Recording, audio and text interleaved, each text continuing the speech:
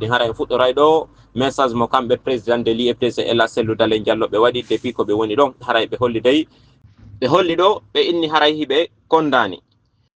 on kiwlagol Habib Marwan Camara ɗo tawi noon kadi ko homɓe nangimo ko force de gendarme ɓe ɓen nangimo haray ɓe naɓimo e ha e o say ɗo goɗɗo anda ko honto o nawra haray hiɓe continue hara force de défense de sécurité o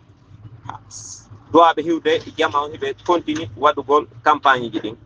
ɗannina kala mo wonda e CNRD kala dénoncuɗo ko ɓe woni e wadde kon kala holluɗo ko ɓe woni e wadde kon wona noon hawriri haray hiɓe nangude ɗon kiwlo haray ɗum ɗon wattike e hoore ko ɓe nanguno ɗo wano Fonike Mangue Billo Ba depuis le 9 juillet haray ha e o say ɗo ɓeɗo kadi andaka ko honto ɓe nawra haray oɗo kadi koye hoore ɓen ɗon watta haray ko ɗum waɗi si ɓe landoto yo jama on foppo immo jogodira holla wona d'accord ko ɓeɗo woni e wadde ɗo lando forcément koyo ɓeɗo accite ko ɓuri e yawgol tawgol koye hoore toon e hoore jaggu haray wona no sari on wi'iri noon ɓeɗo nangira haray no humpitorɗe noon e yi kadi vidéo ji ɗin en arta e yewtere ɓeygu makko nden haray ko ɓeygu makko atti jonnude information tawgol modi makko nangama Habib Marwan Camara o inni wo haray kanko e ɓe modi makko ɓe yewti ɗon haray modi makko hollimo hino mari rendez-vous yidugol e o omde affaire jo ɗo ɗum ko Kelpala Camara KPC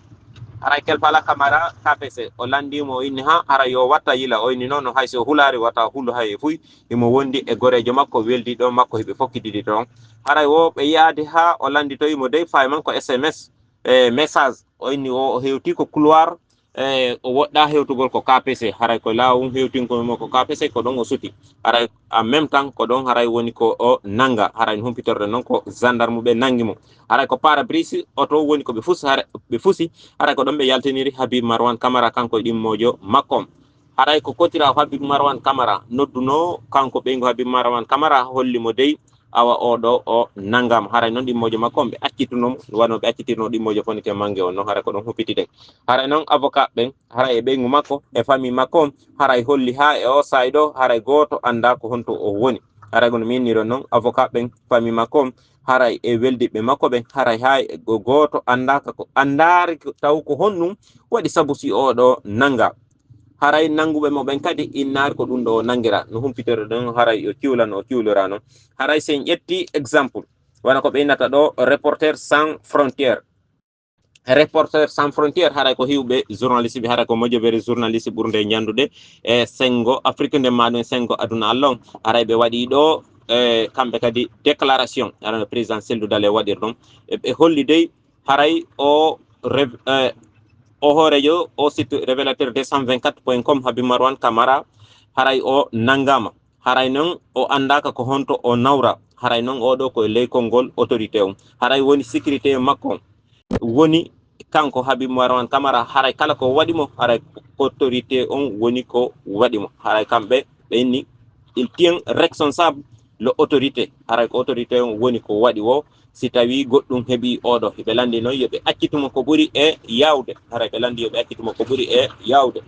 haray no humpitorde noon kadi haray ko ɓe innata kon presse privé on syndicat maɓɓe on haray ko Sékou Jamal Pendesa ardi ɗon haray ɓe wawno yawgol yide hande kanko premier ministre on monsieur Amadou Wuri Ba haray monsieur Amadou Wuri Ba haray tumbodirno e secrétaire général e délégation maɓɓe on haray ɓe yewti ɗon ko adi kom haray fi difficulté ko ɗi radio télévision ji wondi ɗo haray e fi o kiwlagol kadi Habib Marwan Camara hiɗen andi wano Adafo Média Juma Média GFM ɗum ko Film FM haray ɓen ɗon foppo ɓe hiɓe ɗanninanoma hiɗen andi c'est le millier des journalistes haray ji journaliste ɓe ɓurɓe wulure magoluji ɗiɗi woɓɓe ne inni ko yata 3000 journalistes hino somude ɗo saabu ko ɗi radio ji ɗon ferma woɓɓe goo hotino ko mawɓe muɗum ɓe woɓɓe goo hotorino ko village woɓɓe goo pay koye muɗum ala janggude tawgol ko ɗon ɓe helnino